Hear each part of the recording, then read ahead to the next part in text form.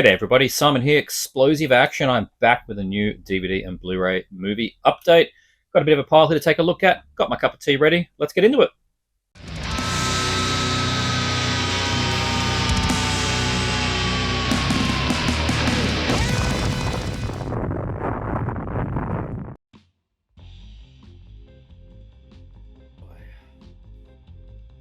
Oh yeah, so if you like tea, then you can also get a tea mug.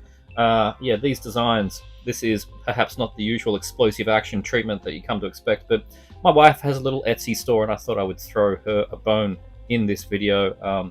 She does all kinds of designs all by herself and then puts them onto shirts and cups and phone cases and pillows and you name it.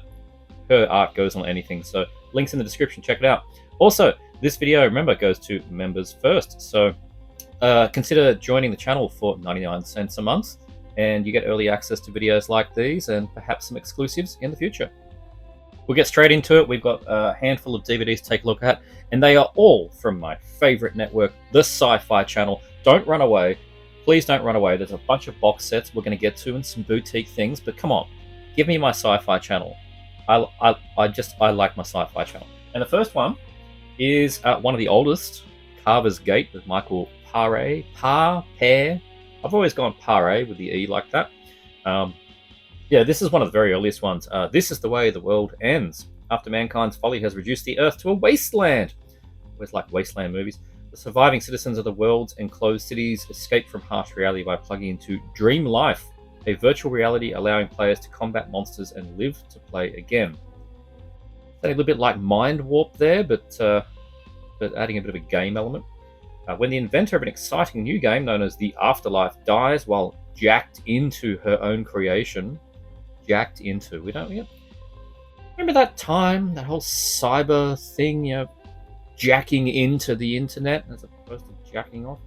Her death falls under the jurisdiction of Carver, a police dream breaker whose beat is the line between escapism and addiction. Carver's investigation has barely begun when he's attacked by monsters from the afterlife, leading him to suspect a rift has opened between reality and the world's collective unconsciousness. This is so utterly SyFy channel. Capable of turning the heaven of virtual reality into a literal hell on Earth. Excellent. Got Michael Paré. Who else we got in this thing? And down in the small font there. I have no idea. That's literally the only person that they've really shouted out, Michael Paré. And I haven't got to this one yet, but it's directed by Sheldon Inkole, and is just a full screen DVD. But I got this one brand new from Rare Waves through their eBay store, which is frequently cheaper than the actual store. And it is a 2007 DVD, it's brand new, shrink wrapped. Yep, these things are still out there, brand new and shrink wrapped. So there you go, Carver's Gate. This one, also SyFy channel, bit of a challenging one to get, and for a bit to work out what this actually was. This is Mantide, but is actually better known as Mantis, with like dots between every letter. Mantis was a TV series. This is the pilot, and the pilot movie was a SyFy channel original, and this is, I think, going to be my earliest one on DVD, which is pretty substantial. I've got some earlier ones on VHS, but for DVD, this will be front of the shelf. And I can't read the back because it is all in, I think this is an Italian DVD, but it is Ocean City, I can read, which is in English, Technology, and Mantis, M-A-N-T-I-S, Mechanically Augmented Neurotransmitter Interception System. There you go. But somehow Sam Raimi was involved in this. He presents it at least. Robert Tappert is involved in the production as well, but I don't really know exactly what they would have been doing this. Scritto da Sam Raimi, is that screenwriting or is it just presented? I don't know, but it's got Italian, but most importantly it's got English audio, and I think this is the only DVD that you can get that has English audio. Pretty sure there might be like a French DVD, but it's in French only, like they often are. Haven't chucked it on yet. It contains a stills gallery with the filmography of Sam Raimi. So he's definitely involved in this in some way. Substantial. Nicely placed over the eye there. That's brilliant. It's the kind of thing I'd do. And some kind of booklet for other releases that are in Italiano. But yeah, haven't checked it out yet, but am looking forward to it. Supposedly a bit of a an early sort of black starring sci-fi roles, like a big vehicle for a predominantly black cast, is what I understand from this film. So we will see how we go with that. I haven't seen it before, but yeah, Mantis or Mantide, more Sci-Fi Channel, and we fast forward like 20 bloody years, and we get on to some of the newer ones, Aladdin and the Death Lamp. These were quite cheap and brand new from Amazon. Evil is unleashed in Aladdin and the Death Lamp, an action-packed dark twist on the classic tale. Adventurer Aladdin and his band of treasure seekers accidentally unleash a soul-sucking, bloodthirsty yin from its lamp imprisonment. Hate when that happens. All hell breaks loose. Up to Aladdin and his intrepid gang to recapture the demon. If they fail their mission, an army of murderous jinns will let loose and destroy the world. Yeah, we got people from Battlestar Galactica, the series, the newer one, Saw 2, it's early in the morning, and something called the LA Complex. I have no idea what that is. Darren Shahalavi is in this. I think he passed away, didn't he? He was in a lot of like Van Damme films and things. As sort of like a bad guy or second fiddle. Yeah, other than that, yeah, Sci-Fi Channel, more modern thing, nice looking creature. Hopefully we get some CG nonsense. And this one sits right next to it on the shelf. Probably came out, I have to check my list, they probably aired a week within each other. And also another Sony Pegasus versus Chimera. A bloodthirsty king and his general unleash the demonic power of the Chimera to slay the people of Trin. It is up to the blacksmith, that's Sebastian Roche from Beowulf. Wonder which Beowulf? Is that the Beowulf from Sci-Fi Channel or like the big budget one? I don't really know. Now, warrior princess Nazneen Contractor. Surname is Contractor. Okay, from Star Trek Into Darkness to save them.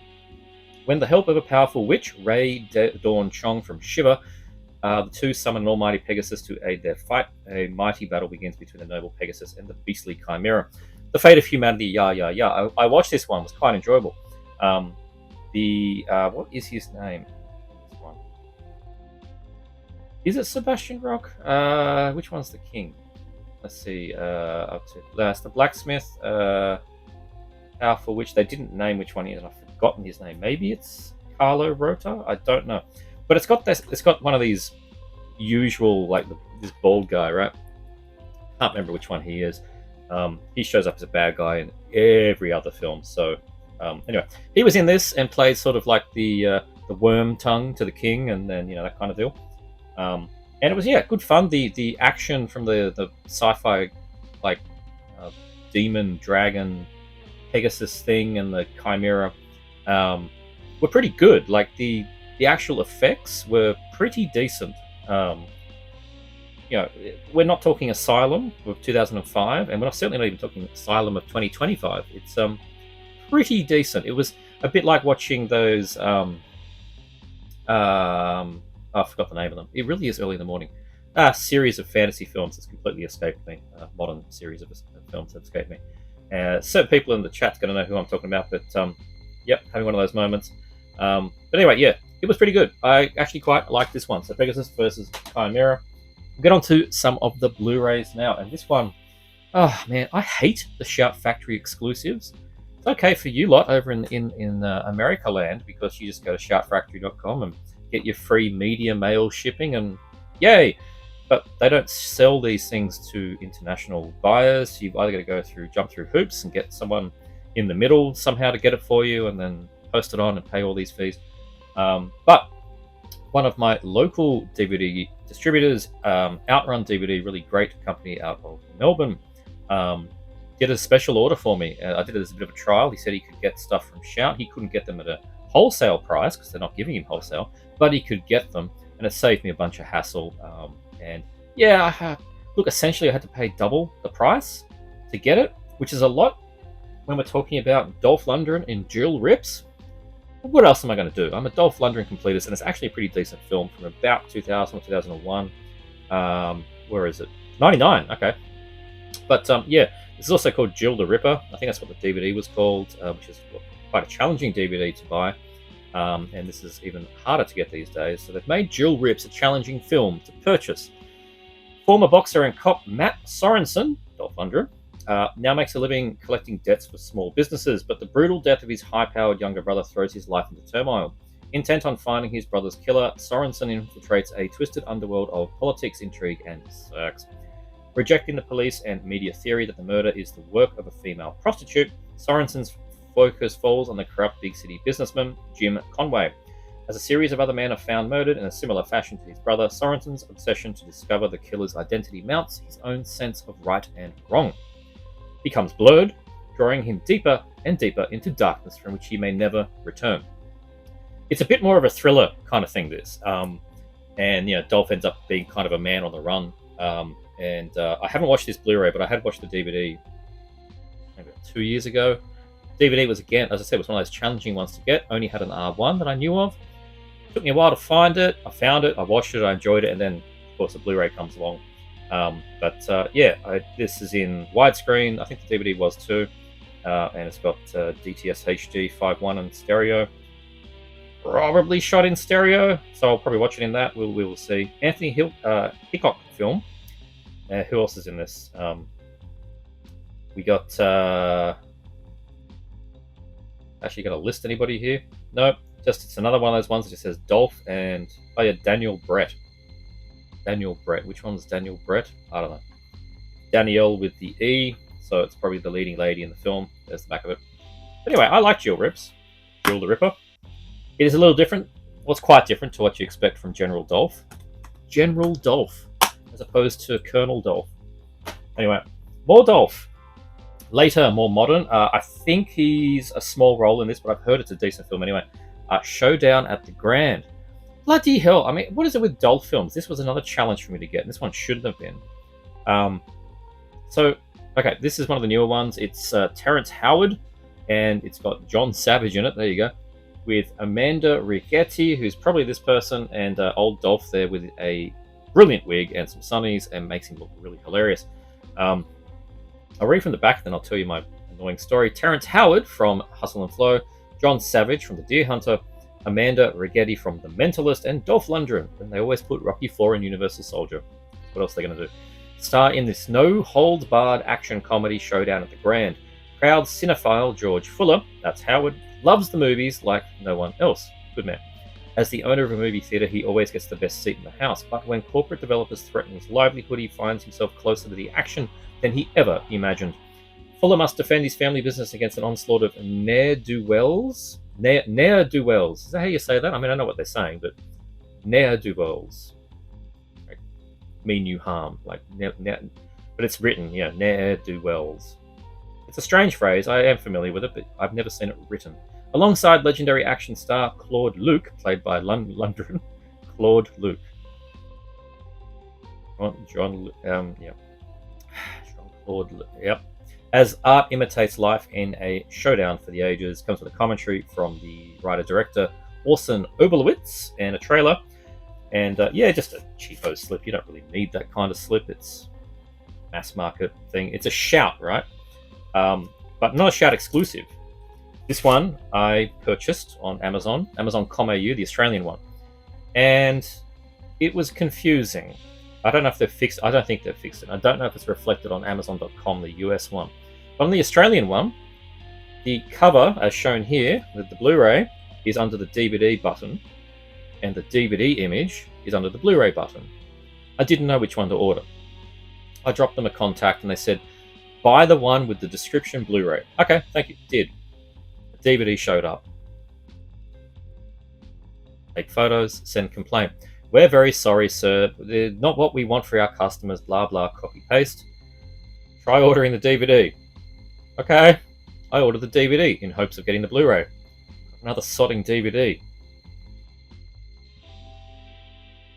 Ended up getting a refund on both, and couldn't be bothered going through Amazon again. And it was the eBay versions and other retailers. This was one of those ones that it's wide release, but again, was just proving kind of difficult unless I wanted to go to like import CDs or something. So again, I hit up my buddy down at Outrun DVD and said, can you get this one in? It should be wholesale Shout Factory. And he went, yes. He got it. He got it for the correct price. He confirmed it was the Blu-ray, and then when it arrived, before he sent it to me, because he'd heard my sob story, he sent a photo of it and said, "This is the Blu-ray." I said, "Thank Christ for that." I don't know what it is. I mean, I guess Amazon flipped the UPCs around, but still no option gave me an actual Blu-ray in the post. I just kept getting the same damn DVD. But anyway, Showdown at the Grand. A lot of effort I put into something that's probably going to have 3 minutes of Dolph in it, but hey, you do what you got to do. Have another sip from my teacup. That promotion again, down in the links. Yes, please do take a look. Particularly, I like this actual mug because it takes an entire plunger of coffee, like a full plunger. Bam, it's the biggest cup in the world. Amazing. You like these loose movie update videos? Like when I do the metal ones, it's all strict and stuff, but these movie ones, fuck it. Night of the Blood Beast with Attack of the Giant Leeches. This is almost one of the newest ones from who are they? Film Masters, but there is a newer one now. I'll just take a quick look inside before about it. You get Giant Leeches, Attack of the Giant Leeches on its own disc, and Night of the Blood Beast on its own disc, and one of their huge, as usual, big booklet deals. Their booklets are so thick, it's actually challenging to get the case to shut, and it weighs a ton. But anyway, love the releases from these guys. This one here, executive producer Roger Corman, unleashes hideous aquabeasts and horrors from outer space in two of his most memorable thrillers. A mutant stalks the Earth where the body of a dead astronaut is used as an alien incubator in Night of the Blood Beast from 59. Equally revolting is Attack of the Giant Leeches from 58, starring B-movie siren Yvette Vickers from Attack of the 50-Foot Woman, in a watery scare fest about massive blood-sucking monsters, as you do. The two features were directed by Bernard Kowalski, who went on to be an Emmy nominated for his television work, but they are truly representative of Corman's work: cheap, tasteless, and extraordinarily fun. Neither of these I have seen before, but I'm keen to see both, but I'm particularly keen to see Giant Leeches, because Giant Leeches is one that I had in one of those like Mill Creek 50 in 1 packs, and I remember putting it in and just like, this was unwatchable, or at least back in like 2000 or something when I put it in, I just went, I can't do this, and so I never did. But yeah, these things are like 61 minutes each. Outstanding. And as I said, it's not the newest one that's out. There is what is it? The Creature from Ocean Floor or something like that is out. Another Corman one. I have seen that before. Pretty much his first film. Pretty dry. It's not great. You don't get much monster, and it costs more than this. And you don't get a second feature. So I'm not sure on that one. I do have the DVD. I watched it and went, "This isn't great." The cover's great. So I don't know. That might be find it in some sale one day kind of things, but I don't really feel like paying $45 or whatever the hell I have to pay Australian to get that thing. But Night of the Blood Beast and Attack of the Giant Leeches, happy to give that one a crack.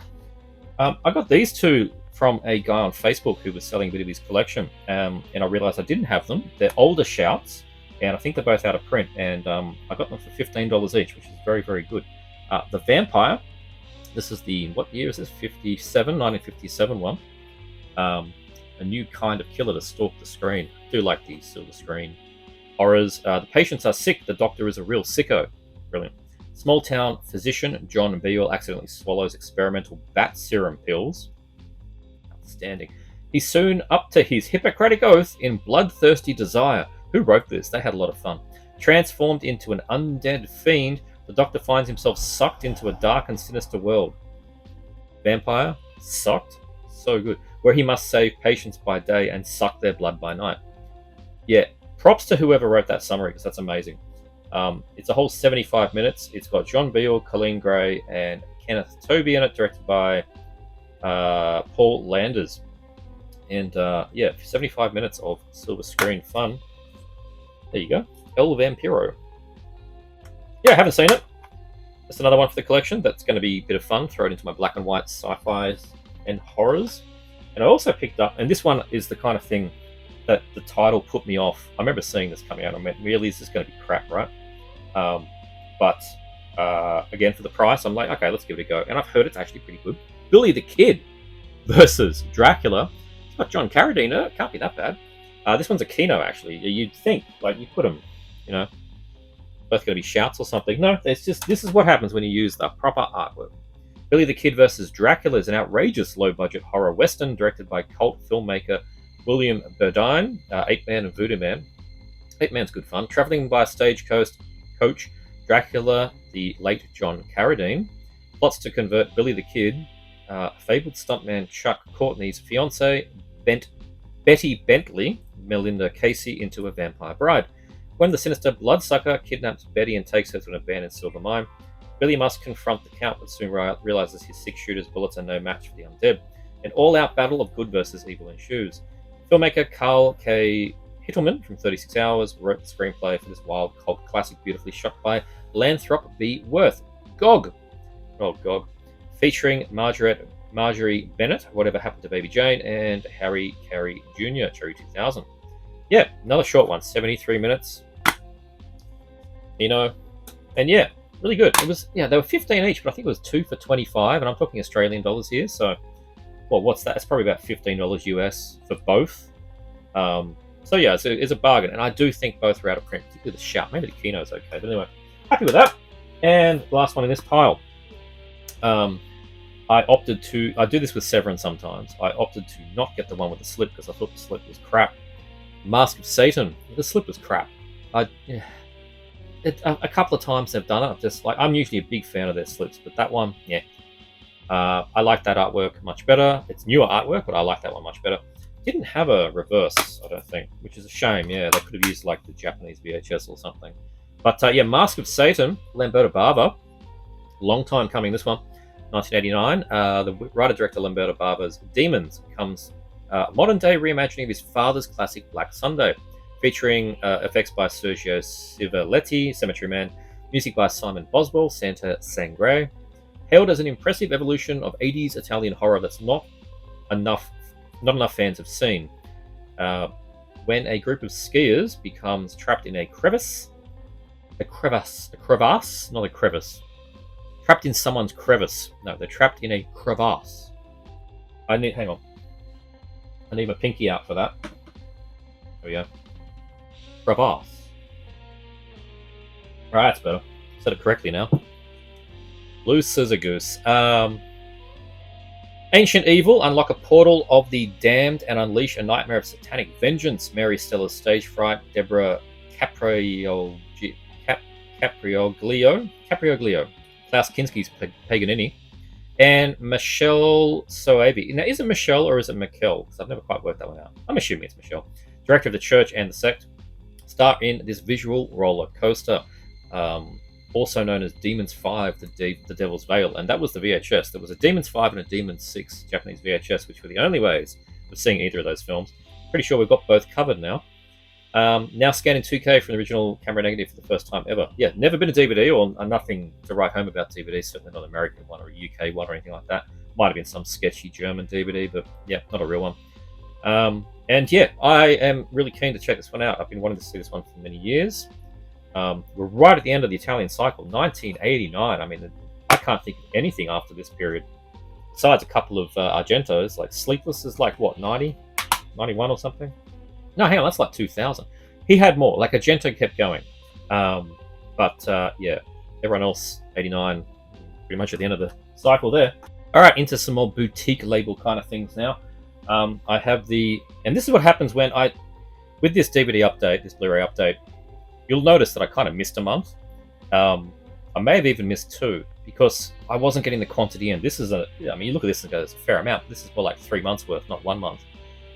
I don't know, things were more on pre-order. There was a bunch of stuff that was 4K upgrades I could give a shit about. The quantity hasn't been there. So I had to wait to make this worthwhile.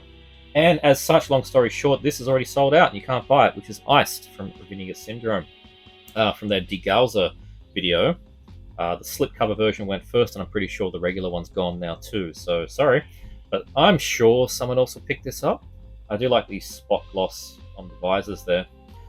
And having watched this, finally, this had an Australian CBS Fox VHS with a cool cover. I wish they kind of used that.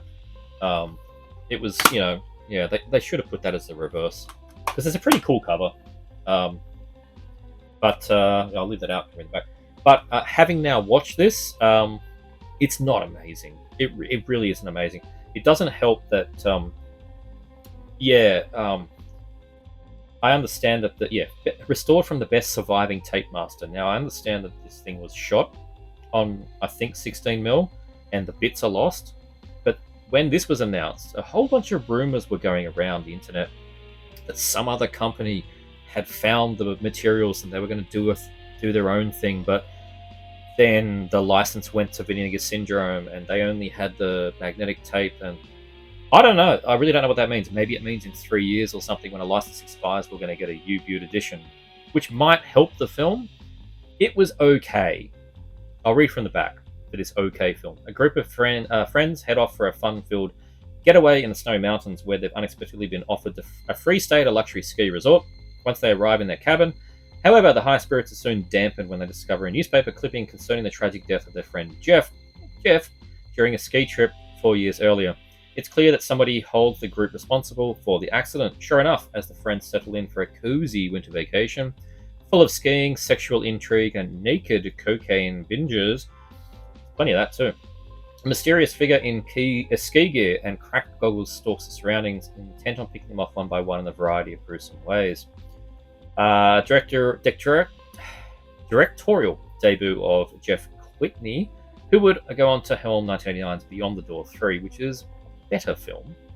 Not brilliant, but it's a better film. That one's what's the other name of it? It's a bloody train film. God damn it, I'm having a shocking day. Beyond the Door 3. Iced, which began life under the title Blizzard of Blood, which I would have approved, is deliriously entertaining, snowbound slasher, penned and starring Berserker. I like Berserker. Star Joseph Allen Johnson, alongside a scene-stealing performance from Lisa Loring, the original Wednesday Addams. Oh yeah, that's right, she was in it. Featuring an astonishing amount of bare skin, astonishing, and a host of fun kills, including death by jacuzzi, icicle, and a glacially paced snowplow. It is, you watch this one for the kills. There's not enough of them, and nothing happens for the first half of the film. It's one of those slashers where it's just a bunch of horny kids, and it's slow, and then 5 minutes of them unpacking, and then babbling, and then 5 minutes of doing coke lines, and then for God's sake, it goes on.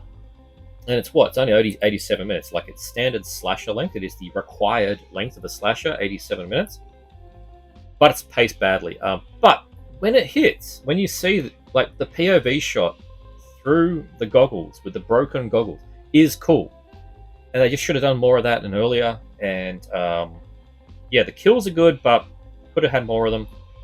I give this a 2.5 out of 5, like right down the middle, with a okay, I've seen it now kind of rating. And look, now that I know what I'm in for, if a better edition ever came along, it's not too bad, but it does look like, and comparing that you can compare the VHS to the master here, there might have actually been a thing on here about it. I don't think I checked it.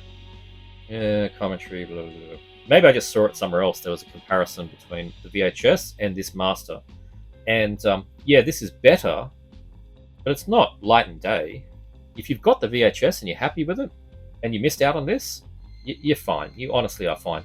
But maybe one day somebody will actually get those negs, do a proper job, and I don't know. I'll revisit. It's okay, but it's going in the shelf as a bit of a slasher completist kind of thing, and I'm happy to have seen it. So there you go. Might be a bit harsh on it, but there you go. Pick this up in the sales at VS The Black Room. I put this one off. 80s slasher, I believe. I don't know too much about it. 81. Looking to inject a more excitement into his life, a family man, Larry, seizes the opportunity when he happens across a newspaper advert for a unique and exotic room. I almost said erotic. Room for rent in a mansion in the Hollywood Hills. The room, draped in black sheets and filled with candles, pillows, and mirrors, seems to be the ideal place to carry out this extramarital affairs, which Larry promptly does. First picking up a young college girl, later a prostitute. The mysterious owners of this property, siblings Jason and Bridget, seem more than happy to accommodate the wayward husband, dutifully preparing the room for each visit. Oh, Christ, I hope they wash the sheets. But what Larry doesn't realize is that Jason is deathly in need of regular blood transfusions, and the pair have been abducting each of Larry's carnal conquests to use as victims in Jason's deadly laboratory. Sounds good. Co-directed by Norman Thaddeus Vane, who did 83's Frightmare. I quite like that one. and directed by Ellie Kenner's 82's The Black Room is a smart, seductive, and utterly unique horror yarn, offering up a distinctive modern take on the then-tide vampire mythos, doubling down on all the requisite sex and bloodletting one would expect from the genre. The latter, aided in no small part by the talents of special effects guru Mark Shostrom. Evil Dead 2 and Nightmare on Elm Street, very good. Featuring cinematography by Robert Harmon, who would go on to helm the 86 classic The Hitcher, good film. Vinegar Syndrome is thrilled to resurrect The Black Room from its murky VHS grave. Okay, so this one, yeah, as I said, I don't know much about it, but looks like we've skipped DVD for this as well. Brand new underseen horror with a 4K restore from the 35mm. There you go. Nice looking thing. Yeah, features. I'm not talking too much about the features today. As I said, I'm a bit loosey-goosey. Yeah, a bunch of interviews, bunch more interviews. But yeah, bodies of work, Nightmare USA author Stephen Thrower on The Black Room, and the career of its writer Norman Thaddeus Vane. I like his stuff, might watch that. Yeah, 88 minutes, 81, 185 to 1, DTS HD mono, everything you need, and that is the other cover, presumably VHS. The American one, I've never seen it. Yeah, Black Room, should be a bit of fun. Next up. Can't say should be a bit of fun for this one. Oh god, do I have to cover this? There you go. White Cannibal Queen. Covering up some tear. There's the back. Ironically, I can show you some bodies being eaten by cannibals, but I can't show you a breasticle. But we will just go to that side there, which is the Italian poster, which is cool. Yeah, we're into Jess Franco territory here, and it's generally referred to as not one of his best. I've not seen it though. During the course of the tropical expedition, Jeremy Taylor and his family become the unsuspecting prey in a primitive, cannibalistic tribe. His wife is savagely killed and devoured, and Jeremy's arm is also dismembered and devoured. Excellent. His young daughter is instead taken prisoner by the tribe. Years later, Jeremy has not given up hope of rescuing his daughter, and with the aid of some friends, organizes a new expedition to bring her home. In his shock and dismay, he discovers her white skin and blonde hair have caused her to become worshipped as a god by the cannibals. She has gained a tolerance for consuming human flesh. Excellent. Expectedly outrageous lo-fi cannibal film from Eurosleeve's master Jess Franco. The delectable marvel of bad taste stars Al Cliver, excellent, from the Beyond. Sabrina Ciani, 2020 Texas Gladiators. Olivia Mathot from Dragoose, don't know that. Franco regular Antonio Mayans, Night of the Open Sex, and of course his wife and muse Lena Romay, because bursting with the bizarre and transgressive Italian creative flair for which Franco is known. I said Italian there. On top of plentiful gut-munching and other perversity, White Cannibal Queen, aka La Dia Cannibal, remains a fascinating outlier from Franco's transition between more commercial and erotically minded fare, and his plunge into an almost outsider art weirdness throughout the 80s. Overlooked effort, Blu-ray first time, 2K scan from the 35mm. I assume you have some standard Stephen Thrower. Yes, we do. 33-minute, an interview with Stephen Thrower, author, Murderous Passions, Delirious Cinema, Jess Franco about sardonic cannibals. 33 minutes, I will watch that.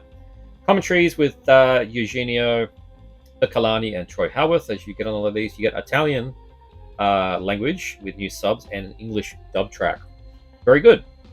80s Franco. Probably like Burning Moon. Probably watch it with the English dub. We'll see. There you go, this inside. I actually quite like the reverse here. It looks a bit like I don't know, Red Sonja or something.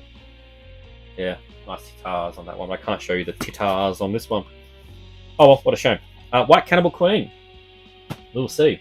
We are now into Asian territory, and we start off with a bonkers one. Legend of the Eight Samurai. Yeah, Japanese film, not a Hong Kong film. It is a Japanese film. Has a great cover. Really great cover. I watched this one. Yeah, bonkers. Japanese box office sensation, directed by revered Kinji Fukasaku. Battle Royale, Legend of Eight Samurai brings together an impressive ensemble cast, including Hiroko Yakushimaru, Sailor Suit Machine Gun, Hiroyuki Sanada from Ring, Sonny Chiba, bass, Etsuko Shihomi from Sister Street Fighter, in a sweeping epic that blends fantasy with historical drama. It really does. Satomi clan have been all wiped out by their mortal enemies, the ghoulish members of the undead Hitaka clan. The last Satomi survivor is Princess Shizu. who goes into hiding to avoid meeting the same fate as her family. Left to wander on her own, she eventually becomes estranged with farmer-turned-soldier Shinbei, played by Sanada, a pair of warrior monks who reveal themselves to be two of the 8 fabled Hakenden, or dog warriors, who can lift the curse that's been placed upon her family. Together they must find the rest of the Hakenden and take on the leader of the Hikati clan, the evil Tamazuka. Following Message from Space, which transported the story to a science fiction setting, Legend of the Eight Samurai is Fukasaku's second loose adaptation of Toshio Kamada's Shin Satomi Hakenden, itself an adaptation of Kaikute Bacon's earlier epic novel, Nanso Satomi Hakenden. I'm trying hard, guys. I don't think I'm doing too bad. But what we have here, quite lengthy. It's over 2 hours, 136 minutes. It was longer than I think it needed to be, but it was enjoyable. It was crazy. It's got some like unexpected gore and like head explosions and things, and then like it was a giant snake or something that just is it on the cover. Giant serpent thing in this. It's got all kinds of crazy shit. This is a crazy shit movie. They've really thrown everything at the wall to see what would stick. It's a full kitchen sink film, and it is very 80s. This is from 83. It is very 80s Japan. So it's crazy. I don't know what else to say. It's just a nuts one. You get the bow and arrow here, which glow very much like Conquest. Fuji's Conquest. So that was cool. Booklet, disc. It's good. It's just weird. Probably needs a few viewings, actually. Legend of the Eight Samurai. Give it a shot. We have Dr. Vampire. I don't think officially related to the Vampire series, but I'm putting it next to them. Hong Kong cinema is more associated with the Jingashi, or the hopping vampires of Chinese legend. It has also embraced and more often than not lampooned the Western vampire tradition. Oh, pardon me. One of the more outrageous films to bring European bloodsuckers to Hong Kong is Jamie Look's Dr. Vampire. Perfect blend of horror and comedy with shades of Vamp, Fright Night, and of course Hong Kong's Mr. Vampire series.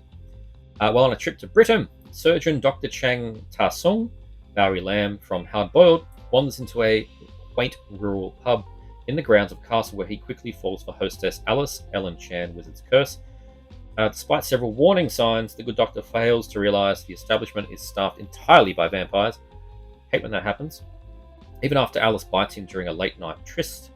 Upon his return to Hong Kong and his long-standing love interest, Mei Chan, Sheila Chan, hero amongst heroes, he attempts to return his normal life, but soon develops an aversion to sunlight and begins to crave blood. Things get even more complicated when Alice and her undead master, the Count, come looking for him. Offering a variation on the Jiangshi craze kick started by encounters of the spooky kind and Mr. Vampire, Dr. Vampire is one of a handful of films, along with Legend of the Seven Golden Vampires and Vampire vs. Vampire, to bring Hollywood's creatures of the night to Hong Kong. Eureka Classics proud to present ghoulish horror comedy on Blu-ray in the UK, first time 2K restoration.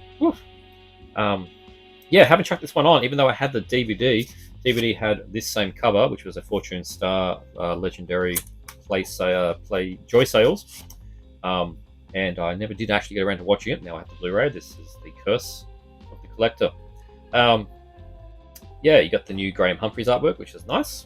You get the obligatory Frank Zhang and audio commentary. Booklet in there. And was there a booklet? Yes, booklet right there. Booklet.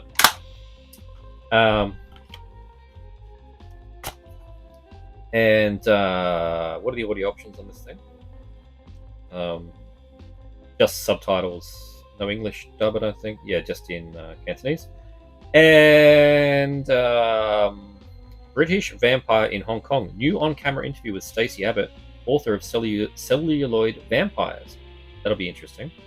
Vampire Slaying 101, remixing monster traditions in Dr. Vampire. New video essay by Gothic scholar Mary Going. And the booklet. So, yeah, there you go. Dr. Vampire, not one that I've seen, one that I've owned, one that I haven't seen. Makes me feel bad, but there you go. Next up, Vinegar Syndrome, Hipping 88 films at the post. Oh dear, I wonder if they're is there a love-hate rivalry there, or are they actually organizing these things to be Region B, Region A? I'd like to know. But anyway, we have Devil Fetus and Her Vengeance. Yeah, both coming from 88, I believe. Both were. Yeah, I just went for this double, and it's a strange double. It's the only thing that has them in common is that they're marked as Category 3 and that they're from Hong Kong. They're not the same director or anything. But there you go. There's the one side, and we have the text on the back, so I can read from that. Oh, there's so much text here. We were just Her Vengeance from 88.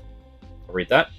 Ying is a mild-mannered hostess at a local nightclub where one night she accidentally insults a group of drunken thugs. While returning home later that night, Ying is attacked by the drunkards, viciously beaten and assaulted. Seeking retribution, Ying enlists the help of former Triad member who is now confined to a wheelchair. Although reluctant to help her in a pursuit of vengeance, he offers Ying a job at his bar to get her a fresh start. However, soon after she encounters one of the attackers, seizing the moment, she kills him. Now, with blood on her hands, Ying is set on a path of violence she can no longer walk away from, leaving those in her life caught up in the bloodshed. There we go, spit on your grave going on there. Yeah, Her Vengeance I had seen before. That's one that is, again, another Fortune Star Joy Sales upgrade. Great releases, but we now have Blu-rays. Yeah, it even says there, playing like an extreme version of I Spit on Your Grave, filtered through an action movie structure. I like both of those things. We'll go on to Devil Fetus. Young woman purchases a suspiciously phallic-looking antique vase. Suspiciously phallic-looking. From a street auction, only to soon become the target of a lustful demon spirit. Well, it was phallic-shaped. When her husband discovers her fornicating with the evil entity, oh my god, he destroys the vase, leading to his wife's grotesque deaths. Fearing that the entity may have impregnated the recently deceased woman with a demonic fetus, a priest seals off the new evil spirit in the woman's bedroom so it's not to be disturbed. However, several years later, the young woman's family accidentally breaks the seal, unleashing a supernatural force upon the household. As the family attempts to battle this malicious entity, they must find the priest who originally trapped the demon in order for him to return and finish the job once and for all. I laugh because, one, it's funny, but two, it's taking me back because it's been about a decade since I watched it. Again, another legendary Joy Sales Hong Kong Region 3 DVD release. Excellent DVD. That was a very hard one to get for a while. I lucked out with it, but then, the second-hand market's been atrocious for a while. Not now, we're going to have 2 Blu-rays. Given a Cat 3 rating upon its initial release thanks to its unrelenting feast of on-screen grotesqueries, Devil Fetus home video history has been marred by releases cropped from its original scope, framing, or heavily censored. So I don't know, well, I don't think the Joy Sales was censored. I don't remember it being cropped. But we will see. I do have it. I might do a comparison at some point. Jumping from a stylish Hong Kong supernatural thrill to over-the-top gore and action spectacle featuring intricate wirework, astonishing visual effects, maggot-covered corpses, sexually perverse creatures, a multitude of inventive death sequences, Vinegar Syndrome is proud to present this unforgettable Hong Kong horror on Blu-ray for the first time, completely uncut in original aspect ratio. Unseen since its theatrical release. Well, they're quite specific there, so I'm going to have to say that my disc was not the full par, and that this one is. So yeah, Devil Fetus and Her Vengeance write-ups. So I mean, the relation is that they're both just Cat 3s and they're nasty, but other than that, yeah, they're pretty unrelated. 88 and 83, not the same director or anything like that, but I get why they've done it, and I'm a little bit about shelf saving, so there you go. And I like the spines too. You can go Her Vengeance, Devil Fetus, or if you wish, you can go Devil Fetus, Her Vengeance. Speaking to the collector right there. Very good. I'm going to have more tea from my design cup. Well, yeah, tea. You can get one of them down below. This one I just watched, Shaolin Boxers. Latest one from Eureka, one of their latest ones. Directed by Ta Huang, Chinese Hercules, released in the height of the 70s Kung Fu craze, Shaolin Boxers offers a rare leading role for James Tien, who more often played supporting roles in films such as Fist of Fury, Iron Fisted Monk, in an action-packed narrative that charges him with rescuing innocents from forces of corruption and evil. Yeah, corruption, evil. It's not mystical and fantastical, but it is corruption. In Fuquan, the people are terrified of the local security chief, He Rong. I'm sure he frequently is. Oh, God. He gained position by bribing the referee in an annual martial arts tournament held by 4 villagers in order to wrestle control from this band. He wrong. Um, Student of the Dragon Village Shaolin School enters the competition to prove his dominance and free the villagers from the obligation to pay for his protection. But he wrong does not intend on relinquishing power. He's just wrong. He teams up with Li Bao, Li Min Lang, the Shadow Boxer, not the Shaolin Boxer, but the Shadow Boxer, mysterious kung fu adept with shaky morality to ensure that Lin does not emerge victorious. Yeah, I watched it. It's short, 78 minute long. It's just a basher. Simple plot. The corruption in the town, the unwell master defending his school. He gets attacked. He dies. All spoilers. And then the rest of the school revenge him and go after the rich people trying to take over the town, all that kind of thing. Blah blah blah. It's just it's probably about 2/3 action. So yeah. This was I watched this over breakfast. This is a breakfast movie.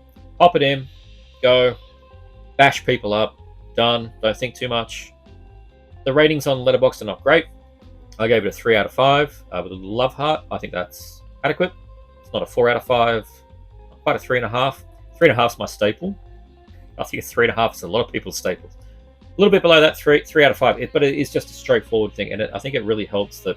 This is the exact kind of thing that would have been on a crappy public domain, full screen, English dub DVD, VHS, something like that. But that it's in scope and looks great and sounds good.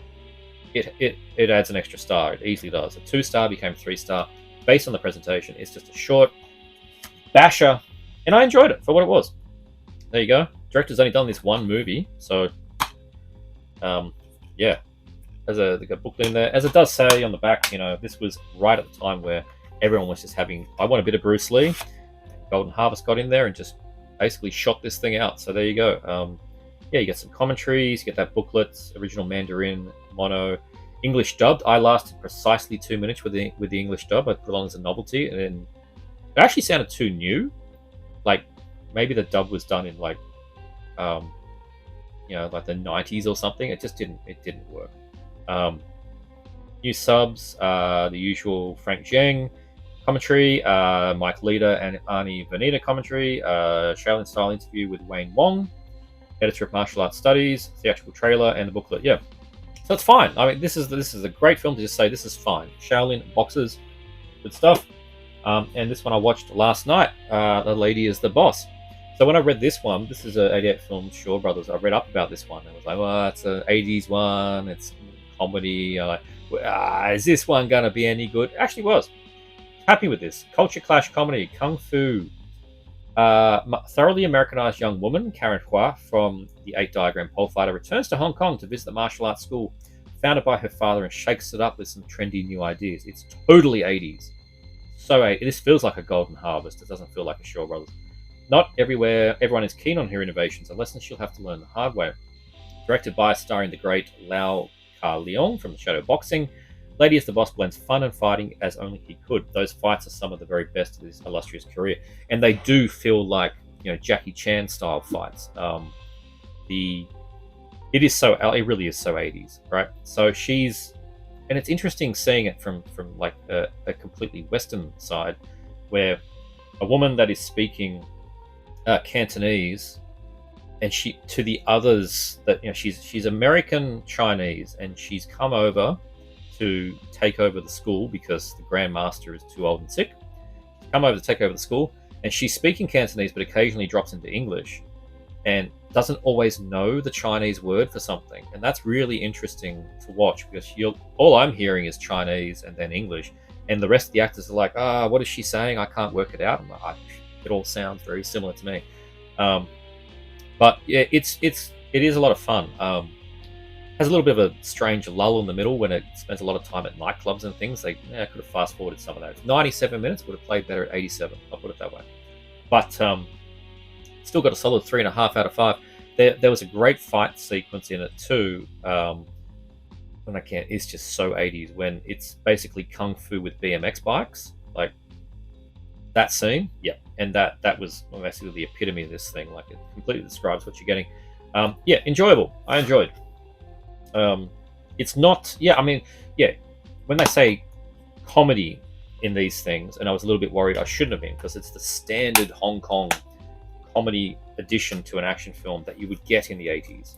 And I've like half the damn 80s Hong Kong films I've got have this exact level of comedy. They just don't explicitly call it out. It'd be the something martial arts action film, and you watch it going, oh man, it's got all those funny bits. That's just Hong Kong. And that's it. That's the same deal here. It's not like this is a righteous ha-ha comedy, slapstick, pies in the face kind of stuff. But it's got that standard Hong Kong humor. And it does have some parts that are 80s funny, like when she turns she, as it says, she modernizes the Kung Fu school. And of course it's the 80s, so we're getting like, dance numbers, and not dance numbers, like, what's the thing I'm after? Again, I've lost all my words today. Like exercise music and that kind of stuff. And she brings in extras from they've only got 5 people in the school because the original teacher is so strict about being traditional. And she brings in all the riffraff from the streets, and there's like, people with their big 80s boom boxes, and there's a handful of very camp looking guys that just want to make out and stuff. And like, they even call out lady boys and things like that. It's all over the map. It's incredibly 80s, and yeah, good fun. Lady is the boss. Check it out. And we have the lady assassin. She's probably the boss, but for a different reason. Another Shaw Brothers. Haven't seen this one though. Hong Kong's legendary Shaw Brothers comes a blood-drenched story of ninjas. Yes, eunuchs. Woo! Dark palace intrigue. The old emperor is on his last legs, as his most ambitious and amoral son plots to cheat his way to the throne.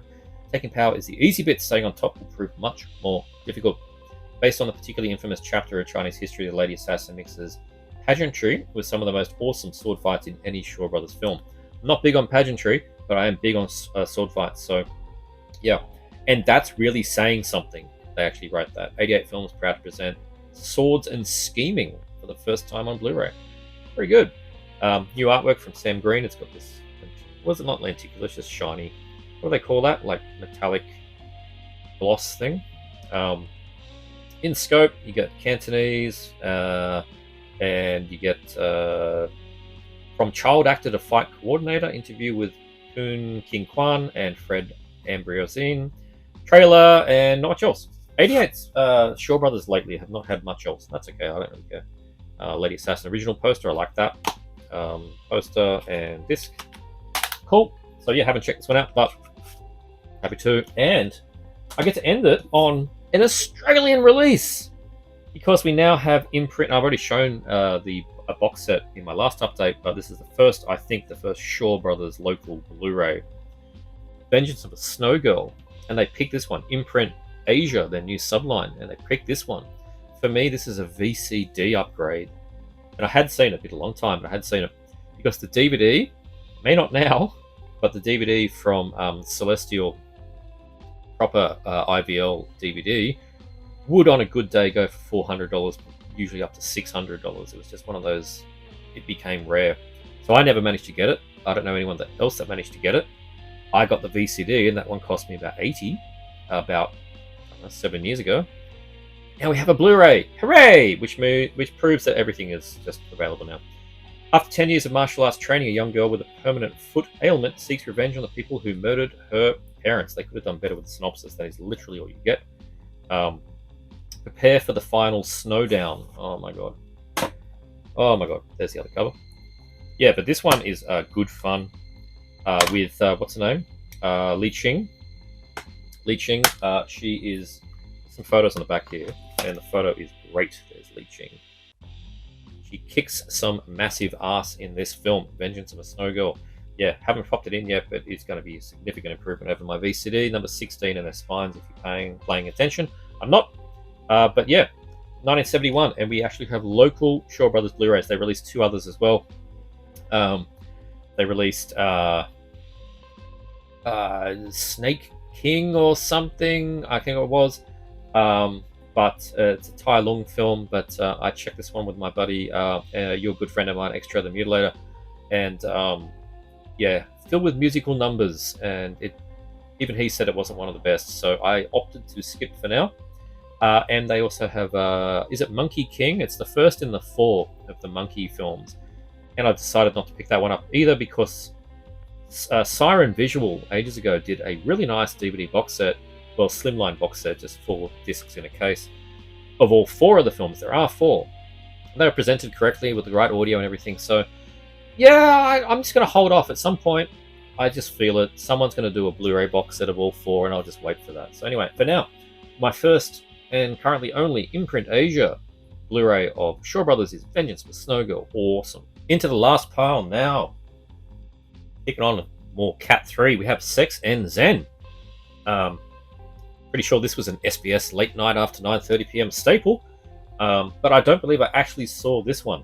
I can pretty much just get away with showing the back briefly. There's some titars, but they are strategically covered.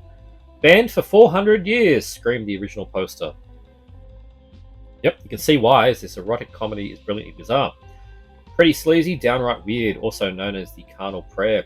Matt stashes of illicit love, and slightly based on 17th century novel, The Carnal Prayer, Matt. The Carnal Prayer, Matt.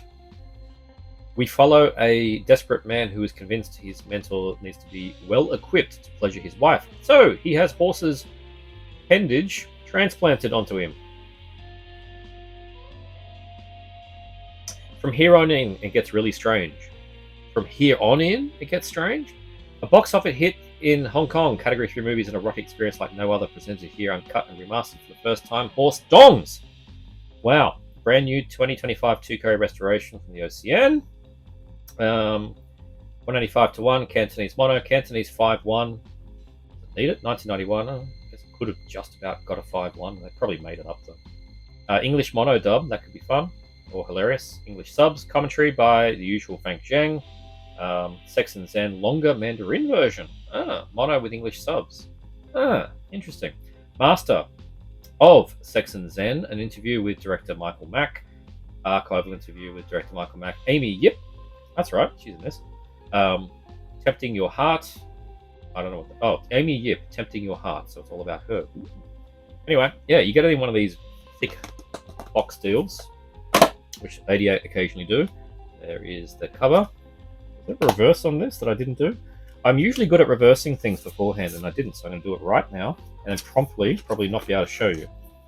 I definitely can't show you the back, and I get away with showing you the front. If I do these ones, I can show you the front, I think. Yeah, just about, but nope, can't show you the back unless I do that. I can do that. There's the lovely back. Yeah, I prefer that. I remember seeing an old Region 3 DVD kicking around with that cover. Oh yeah, what else do we get in here? So a poster and a booklet. Sex and Zen booklet, very cool. Yeah, this will be a bit of a laugh. And I'm going to have that whole SBS viewing experience. Yep, Sex and Zen.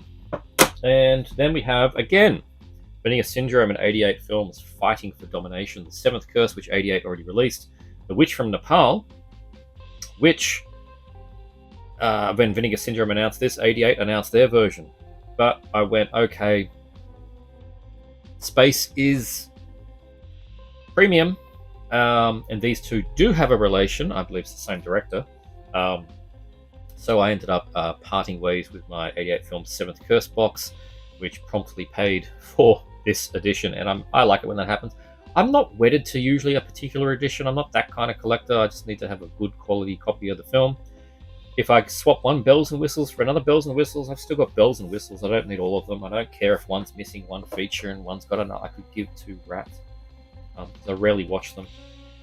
The features, that is, the special features. I watch the films. Hey, look at that.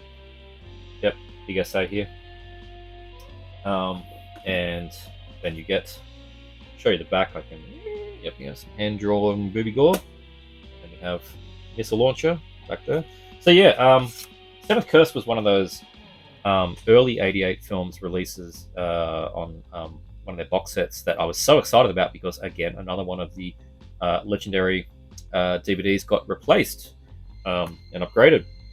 Witch from Nepal, though, I've never seen. Golden Harvest, one of Hong Kong's biggest and most prolific producers of big-budget genre films. Titles ranging from martial art adventures to grisly horror and thrillers presented here in a set of genre-defying blending classics that skillfully intertwine horror, action, fantasy, jaw-dropping weirdness. So, bit of a sniffle there because I sneezed off camera. I don't know why. Seventh Curse. Dr. Xuan is the world-famous adventurer whose exploits have found him playing everything from hostage negotiation to exploring the most offbeat corners of the globe. While in the jungles of Thailand, Dr. Yuan rescues a young woman from bloodthirsty supernatural sect named the Worm Tribe, as they attempt to sacrifice her to their ancient evil deity. After a Worm Tribe elder forces the Doctor to swallow a handful of bullets, Dr. Yuan becomes afflicted by the 7 blood curses, which cause the bullets to burst from his body. Determined to find a cure for bullets bursting from your body. I don't know what Doctor's going to do there. The 7th and final curse takes his life. Dr. Yuan returns to the jungle where he must defeat the Worm Tribe and other unexpected supernatural obstacles.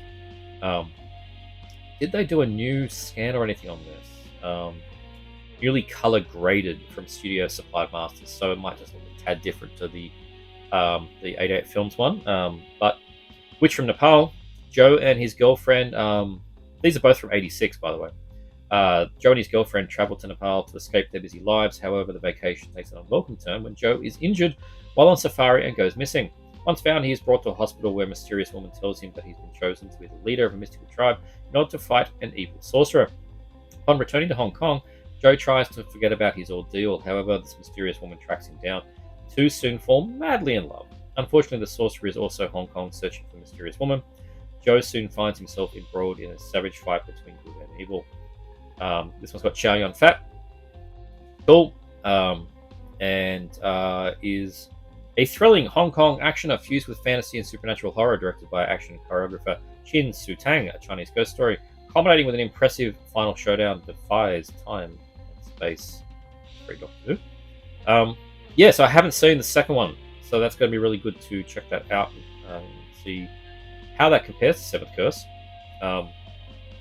Got some features here to this set, which is nice. So you get one disc each; they're not all crammed together, so that's nice. And you get the usual Frank Zheng for the Seventh Curse, and Sam Deegan and Mike White for another commentary on the Seventh Curse. Frank Zheng for Witch from Nepal commentary, video essays in there, Cantonese trailers for both, a reversible sleeve. What was that? It's just the back of the box. Yeah, there you go. So there you go. Cool. Happy to get this one. They were from the same director, right? Pretty sure they both were. Anyway, it's all good. Nice presentation. And you get the big booklet. Fits into the big box. Knee Syndrome, treating us madly as usual. Very nice. There. This one we have. Also Vinegar Syndrome, Curse of the Devil with Demon Witch Child and the Vampire's Night Orgy. Bit of a Spanish trilogy here. This is really cool. Demon Witch Child, Vampire's Night Orgy I had seen and owned. Curse of the Devil I had not. And that one, as you can see here, is a Paul Naschy. Hooray! Naschy on blue. Another nice heavy outer case. You get really nice artwork on the inner sleeve here. Really dig that. Very well done. And then side summaries and 3 discs: Curse of the Devil, Vampire's Night Orgy, and A Demon Witch Child. So from this particular set, I've only watched Demon Witch Child again because that was an upgrade over the Code Red, and it is an improvement too. But I'll read them briefly. Curse of the Devil, 73. Director Carlos Arud from Blue Eyes the Broken Doll. Second collaboration with Paul Naschy. Lycanthrope Valdemar Daninsky is back, doomed to become a bloodthirsty werewolf as punishment for his family's involvement in centuries-old witch trials. Co-written by Naschy and focusing on his familiar blend of carefully constructed characters juxtaposed with gruesome gore. Curse of the Devil has been newly restored in 4K, presented in uncensored original version, which features extended nudity and bloodier violence as compared to the more commonly seen international cut. And I've not seen either, so very happy to be checking this one out soon. 84 minutes. Vampire's Night Orgy. Code Red had 2 stabs at that. The DVD that was with like the Possessed or something. I can't remember what was the B-side. That might have even been with Demon Witch Child. I can't remember. Vampire's Night Orgy DVD split with something else, and then they did a Blu-ray of it, but we now have an improved by no unexpected chance there. Vampire's Night Orgy by VS. Directed by Leon Kimofsky, Werewolf versus the Vampire Woman skillfully integrates a suspenseful vampire film with tense survival thriller as a busload of travelers become stranded in an eerie village where each night after night, townspeople transform into revelous bloodsuckers. Featuring cast of Spanish genre cinema luminaries, including Jack Taylor, female vampire, and Helga Lyon from Horror Express. Atmosphere drenched drive-in hit comes newly restored. Fuck off cars in 4K and presented in the nude export version. Excellent. And maybe that was a difference. I don't remember. The Code Red one may not have been the full version. I don't recall. But this is in scope and from 73. And it's 84 minutes. Demon Witch Child. One of the first and most shameless European reimaginings of The Exorcist. It's quite cheap, but it's a good laugh. Director Armando de Osorio from Tombs of the Blind Dead revels in over-the-top trashiness as innocent tween Susan Barnes becomes possessed by demonic forces after a vengeful witch gives her a strange cursed doll. Lo-fi spinning torsos, yeah, and that is so good. It's actually quite well done. So, of course, you have your spinning head trick from The Exorcist. So this time, they did spinning torso, and they did it in that classic, like, you know, the top third of the screen was filmed, and then the bottom third of the screen was filmed. And so they kept the top frame still, and then she's just, you know, walking around in a circle on the bottom, and they put the two together, and it's a bit blurry around the neckline, and it goes up and down a bit. It's fantastic. It really was great. It was a hoot. I had to go back and watch that again. Yeah, lo-fi spinning torsos to late-night human sacrifices. Career horror filmmaker Osorio keeps the entertainment value high. It is a very entertaining film. Enhanced by a cast of veteran Spanish actors, including Daniel Martin, Fistful of Dollars, Fernando Sancho, Voodoo Black Exorcist, while the film looks better than ever, having been scanned and restored in 4K. Yeah, it's great. So if they can improve that, I'm assuming the other two are going to be excellent. So yeah, consider this one mandatory if you like your Spanish horrors. Yeah, even though I haven't seen Curse of the Devil, yeah, of course it's going to be great. And yeah, all kinds of extras on here, interviews with Sergio Molina, the son of Paul Naschy. More interviews, Paul Naschy interview with the Werewolf, archival interview with Naschy, Spanish and English language trailers, alternate clothed scenes from the international version, must be for Vampire's Night Orgy, English language main title sequence, that was all of Curse of the Devil, right, sorry. Okay, so we had clothed scenes in that.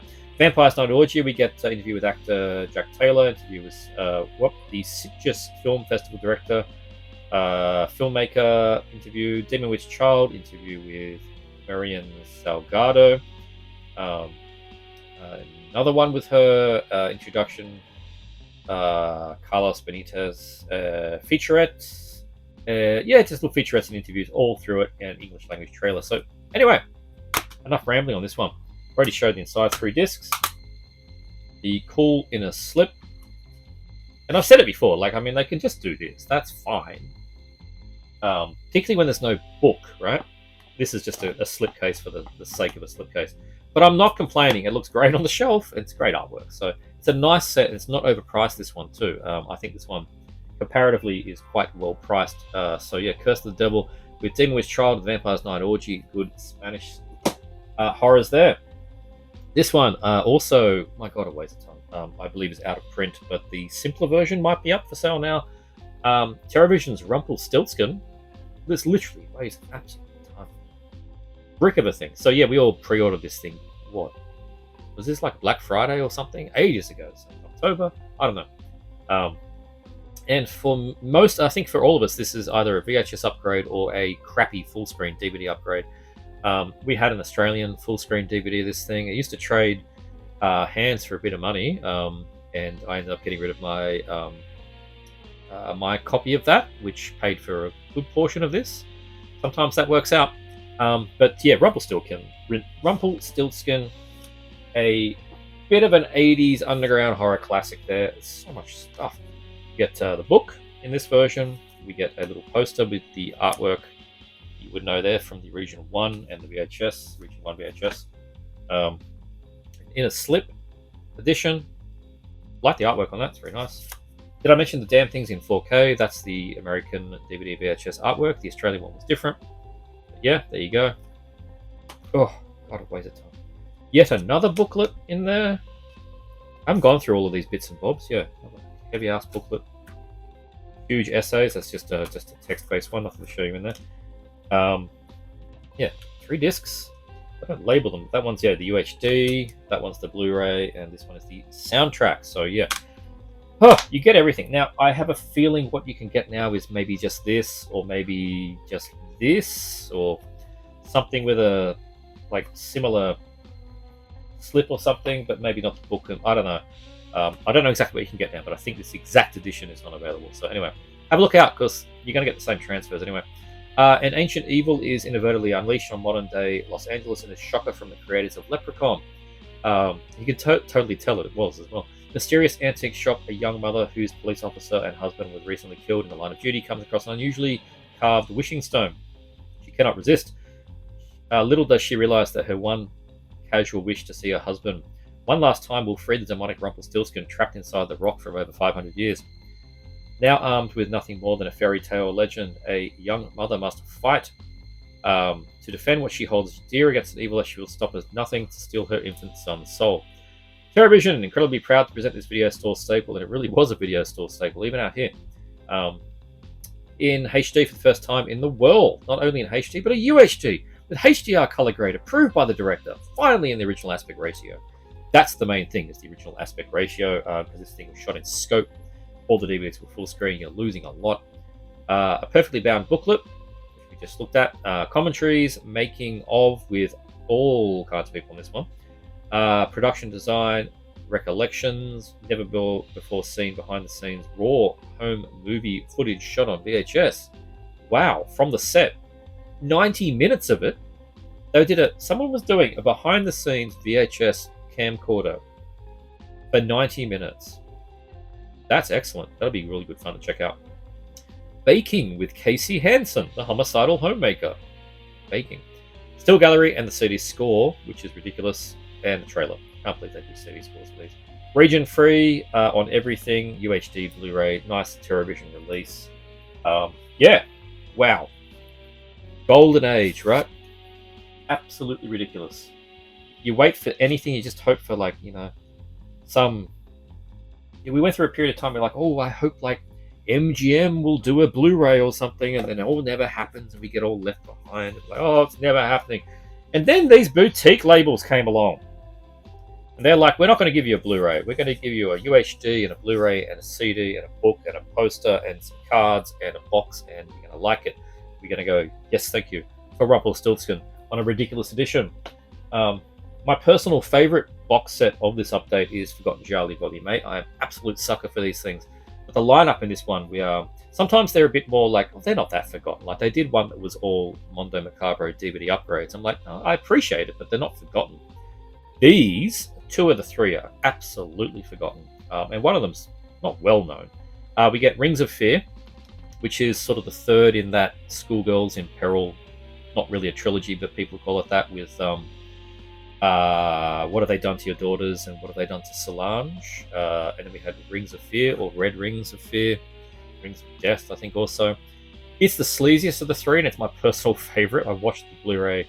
We had the Code Red Blu-ray, which was the first legit release. There was a German DVD hard box before that from Eyecatcher or something.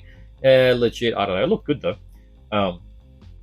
But this one's an upgrade to that Blu-ray for sure. And then we get the never on anything except for, I want to say, like Greek VHS, Reflections in Black, and AAA Masseuse Good Looking Offers Her Services, which is such a giallo title. But man, those last 2, because I love my gialli, and if you do go hunting, you can find certain places where people will make combined, you know, the best effort versions that you can then download, you know, a bit how you're going. But basically they're doing homemade restorations, because, you know, AAA Masseuse I've had for a while. It's enjoyable. What I've had is a custom widescreen, anamorphic widescreen DVD with video that's taken from like an Italian TV broadcast and audio probably from the Greek VHS, and then done some things like that. There's a lot of that out there if you know where to look. So you can see these things in better than VHS quality. So I had seen this one, but I had never actually got around to Reflections. And I've now watched all three in this box set. Those Giallos and Rare. We'll start with the Red Rings of Fear, which is still my favorite of the three in this set and of that trilogy. It's just, I don't know. It's a great mix, and it's so trashy. Hard-boiled Inspector Gianni DeSalvo is brought in to solve the murder of a schoolgirl found nude and savagely tortured. As he looks into the girl's life, hoping to find a clue as to why someone sought to snuff her out, his investigation takes him to an exclusive all-girl prep school where the teenage victim is attended. After becoming aware of her involvement in a trio of pupils who call themselves the Inseparables, DeSalvo is convinced the group is aware of some secret that led to their friend's killing. When more victims are found slaughtered, the detective is in a race against time to unmask the murderer before it's too late. Expertly blending an in-your-face trashiness, it is so trashy. With a stylish and well-developed murder mystery, it is actually also, pretty well done mix of police procedural, classic gialli with black gloves, and then just downright sleaze and all of that kind of 70s Italian cinema sleaze you'd expect, like all the schoolgirls just having a combined shower scene because giallo Italians. Red Rings of Fear, Enigma Rosso is often considered the spiritual sequel to the early giallo classic What Have You Done, Solange, by casting Italian heavy Fabio Testi, Heroin Busters, as the center of a series of schoolgirl killings. Death by Dildo is how I will describe this film, because that's what happens. Co-starring Christine Kaufman, Murders in the Rue Morgue, Ivan Desny from Marriage of Maria Braun, Jack Taylor from Pieces, Helga Line from Horror Express, Vinegar Syndrome proudly preserves. Fan favorite, it's good fun. This one's just fun. On Blu-ray, exclusively scanned and restored in 2K from the best surviving film elements, featuring an exclusive array of new interviews, cast and crew. So, it is an improvement over the Code Red, but they've not found the negatives or anything. From a blow-up CRI, which is probably better than what Code Red found. It does look better to theirs. It's still, it's great. This is great. Italian language soundtrack with newly English subs, as well as an English dub. I actually watched it with the English dub. I enjoy the English dub on this one. Sometimes with these things that works, and I don't know if I can quite say that the amounts line up, but it's a good dub, so I watched it that way. Commentary track with Gino Lucani, Troy Howarth, and Nathaniel Thompson. Big screen scares, 2 small screen epics, 23-minute interview with director. Deep Red Rings, interview with co-writer Franco Ferrini. Red Thread, interview with actor Fabio Testi. I watched that one. Cersei B. Negrin, Alberto Negrin on his television career. Inside sleeve artwork, newly created subs. There you go. Good one. If you've never seen it, that's the first one in the box to watch. Reflections in Black, which I've now watched. Countess Slimo hides her lust for women from most of these closest to her, but that does not stop her from taking a bevy of beautiful female companions to her bed. Total lesbianism in this. But some of her favorite conquests are discovered dead. Slashed to ribbons with a razor, the Countess finds herself embroiled in a sinister mystery, which her illicit affairs are at the very center. Will she be next on the killer's target list, or does the assailant have another, even more shocking motive for the violence? More obscure efforts, they emerge from the genre's mid-70s sex and prostitute-themed narrative trend. Character actor turned director Tano Cimarosa's Sol Giallo, Reflections in Black, offers twist-heavy plotting and a cast of major names in Italian genre cinema, including John Richardson, Dagmar Lasanda, and Giacomo Rossi Stewart. Virtually unseen since the video era, yes, I wish you knew where to go. Vinegar Syndrome is proud to bring the Italian theatrical cut of this genre rarity to Blu-ray, restored in 2K from the early known film Elements, which were scanned and restored in 2K from a 35 million Italian copyright deposit print. Can't say I know what that is. I'm going to assume that it is the print sent to be censored / reviewed. That's a guess. Presented in Italian language with English subs and an English language dub. I watched this one in...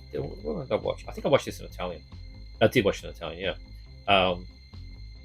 A couple of extras. We have interview with Domenico Monletti, the biographer of the director, alternate additional footage unique to the export version. I checked that stuff out. That was cool to see. And commentary track with Rachel Nisbet. So there you go. I love it. I really love it when they dig for the deep ones.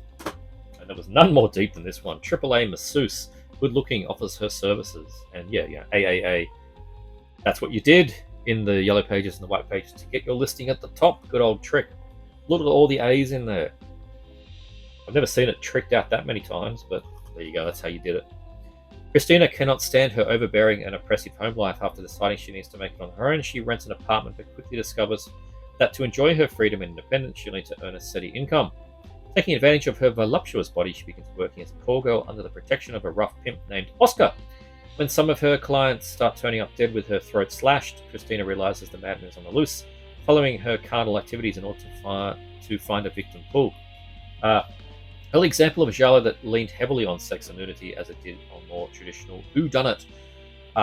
Plotting prolific Western director Demofilo Fadani from Django and Satana are coming. It's the end. AAA masseuse personifies the direction the genre would soon head, emphasizing the casting of beautiful female leads, willing to do plentiful nude scenes. Here, including Paolo Senatore from Images in a Convent, Simonetta Vitelli from Frankenstein's Castle of Freaks, never released in any territory outside of Italy, never dubbed into English. Interesting. So I wonder what was kicking around. I will have to go and look at some of my sources, because as I said, the one I've got prior to this was a nice widescreen DVD that was combined from things. But I'm curious what they got it from, because that was pretty sure that was dubbed. I'll have to go and check that. Maybe it was Italian. But anyway, it doesn't matter anymore. You've got these wonderful editions. But yeah, the historian in me is curious. Proud to present this Unseen Shocker on Blu-ray, newly restored in 2K from its OCN. They actually got the camera negative for this one. Well done, and a bunch of features. Your usual historian interviews, commentary track, Italian soundtrack and English, with English subtitles. Does say it was never dubbed into English, so I must have seen this in Italian then. Gentlemen prefer Blondel, great title. Interview with Simonetta Valendi, aka Simone Blondel. Photo Story Hero, interview with actor Renato Rossini, Howard Ross. Remembering the Medium, an interview with historian Luca Ria. AAA Looking for Paola, interview with historian Egino Olacani. So yeah, well, that's nice artwork there. Can I show it? Yeah, you can. Great, that's from the poster. Awesome. So yeah, this is a bit of a cracker of a set, this one. Two of them obscenely obscure, one of them fairly limited in its availability, and all really good, particularly the one that they put on the front here, Red Rings. It's great. That was the cover on the old German hard box as well. So yeah, highly recommend picking this one up, and I highly recommend you do it now, because as I learned recently, Volume 7 is sold out. You can't get Volume 7 now. So these things are moving. So get Volume 8 while you can. And lastly, and I'm only going to do this one quick, because there's a shitload in here, Shaw Brothers Classics Volume 5. Volume 6 is already out. Perhaps by my next update I'll have managed to get the coppers together to buy that one. But we have Volume 5. This one has The Silent Swordsman from 67, Rape of the Sword, from 67, The Fastest Sword from 68, Twin Blades of Doom from 69, 12 Deadly Coins from 69, Vengeance is a Golden Blade from 69, Taste of Cold Steel from 70, Iron Buddha from 70, Jade-Faced Assassin from 71, Mission Impossible from 71, and Six Assassins from 71. A couple of these were, I think Vengeance is a Golden Blade was one I could upgrade from an old DVD, and maybe one other as well. I can't remember which one, but anyway, a couple of these were DVD upgrades. Now, as you may have realized, for those that picked this thing up and you read about it, they made the box too tight. Now, yeah, it's an absolute bloody nightmare. You can get them out, but Jesus Christ, Shout Factory, you bastards! And I have to live with this, unfortunately. If you get one out, get the rest out, and then we're okay. They do offer a replacement box service, of course, only to those in the States. I'm shit out of luck. But I did get it out, and I could get mine back in. I understand from some people they physically couldn't get theirs out at all, or once they were out, you simply could not get them back in. I'll just have to live with it. It's not terrible, but it's pretty shit. 6 Assassins, the Jade Assassin, and Mission Impossible. I do like how they use the poster artwork on these ones. Iron Buddha and A Taste of Cold Steel. 12 Deadly Coins, Vengeance is a Golden Blade. A Twin Blades of Doom and the Fastest Sword. And the Silent Swordsman and Reap of the Sword, which I can get back in and that will take me 100 years to get out again, but whatever. So yeah, if you're in the States and you bought this and the box annoys you, do a search, because you can get a replacement box sent to you, and it is bigger. You don't have to replace anything else, they just send you a new box. So that's nice, but not for us outside of the States. They gave us absolutely no option, so I'm just stuck with a tight box. I'll leave that where that dropped. But anyway, the Shaw Brothers Classics Volume 5, that is it for this update. I'm going to take the final slurp of my probably cold tea. It's like I put a cigarette out of it. It's that cold. Yeah, hope you enjoyed this incredibly loose DVD and Blu-ray update. There will be minimal edits in this for sure, but that's how I felt like doing it this morning, and I hope you enjoyed watching along with me. If for some reason you think that these hour-long rants on movies are worth 99 cents a month to you, then please join the channel, because you can get early access to videos such as these, and perhaps some exclusives in the future. I don't know yet, but you will definitely get things early. And your support is appreciated. I've currently got 8 channel members at this point, and I'm very, very, very happy for all 8 of you. Thank you for joining. Otherwise, please just like, subscribe, share the video around. Make sure you check out this guy. See you all next time.